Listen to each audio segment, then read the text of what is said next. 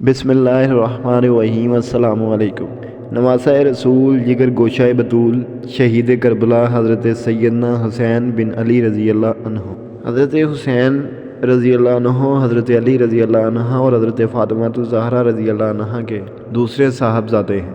آپ سے حضور صلی اللہ علیہ وآلہ وسلم کو حضرت فاطمہ رضی اللہ عنہ اور حضرت حسن رضی اللہ عنہ کی طرح بے انتہا محبت کرتے تھے۔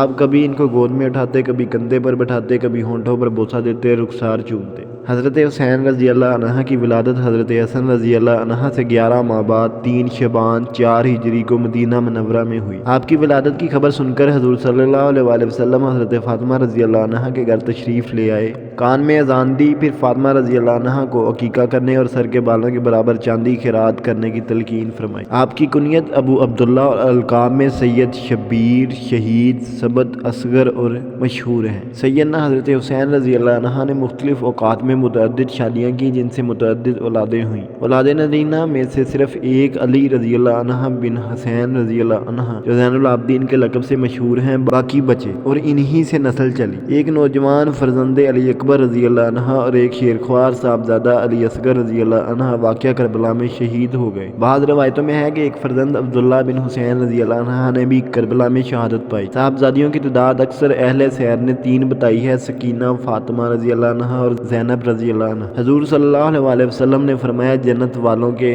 جوانوں کے سردار حسن رضی اللہ عنہ اور حضرت حسین رضی اللہ عنہ ہیں۔ ایک اور جگہ بھی آپ صلی اللہ علیہ وآلہ وسلم نے فرمایا، حسن مجھ سے ہے، میں حسین سے ہوں، جو حسین سے محبت کرے اللہ اس سے محبت کرے، حسین میری اولاد کی اولاد ہے۔ دنیا اور آخرت کے پھول حسن رضی اللہ عنہ اور حسین رضی اللہ عنہ ہیں۔